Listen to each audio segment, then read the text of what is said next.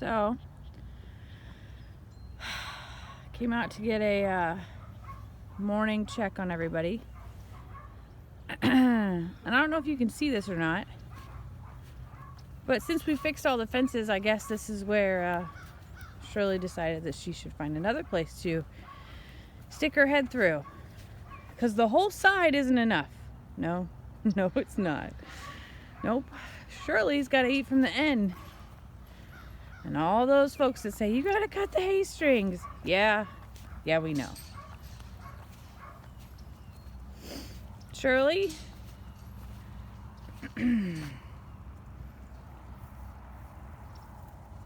Really? Gosh. Come here.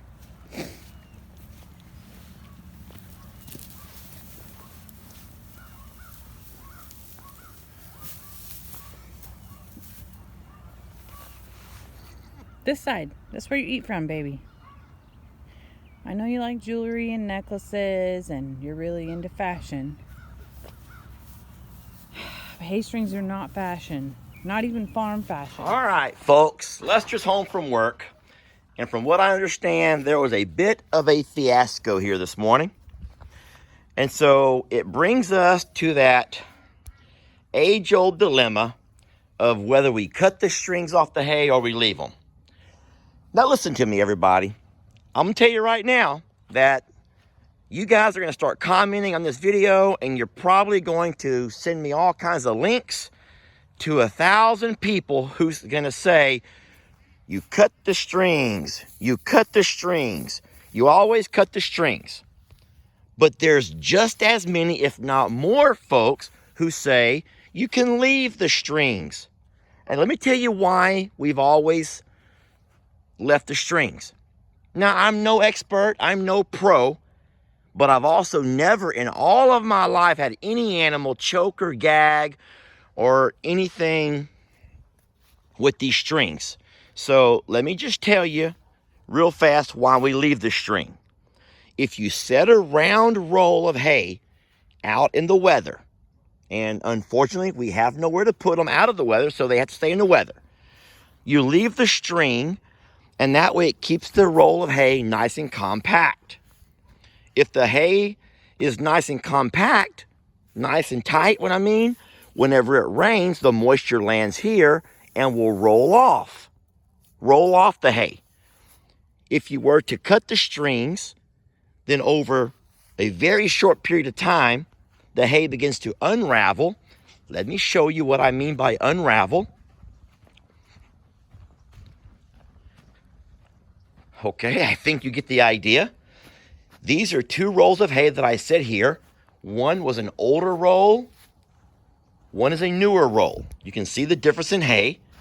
I cut the strings because, look, I cut the strings because they're protected from the rain, folks. But when you cut the strings, look what happens. The hay will begin to collapse once the animals eat on it. And once it begins to collapse, the animals begin to climb on it. And I'm sorry to say this because it sounds a little gross, but goats, if you don't already know this, will pee and poop on everything. And once the goats pee and poop on everything, sorry, you don't want to see that, then nothing else will eat it. Yes, sir? Hold on, folks. This is my son. Say hi to everybody. Hi. All right, I'm going to pause the video for a second. All right, so I've answered my son's question. Now I'm back to my editorial, my forum, my discussion group, whatever you want to call it. Okay, folks, so we generally leave the strings on the rolls of hay that are set outside to keep the hay nice and compact.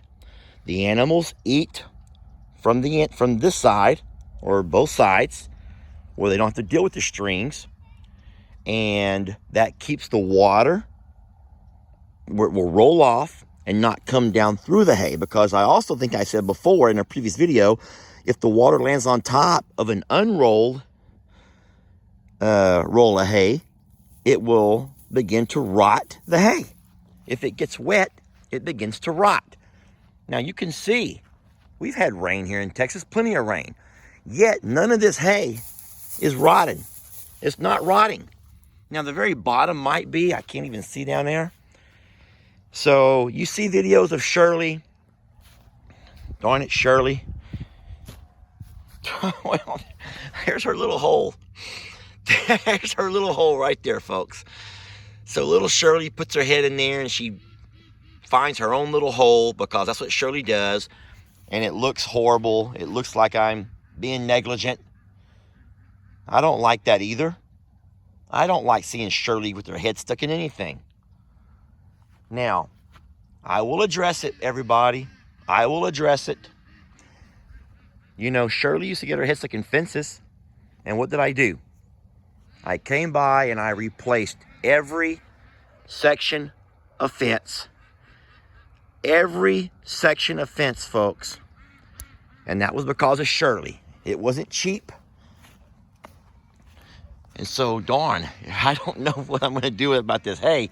Because even if I get some kind of cover, like we have over here, and I cut the strings, then I have to deal with that. And what that right there is a whole lot, folks. A whole lot of wasted hay. Right now, it's only good for bedding. It's only good for bedding because nothing else will eat it. Even the goats won't eat it. So, all right, I am ready to start reading comments. People, be kind. Be kind. I am learning my way around this, but like I said, I have considered both sides of the argument.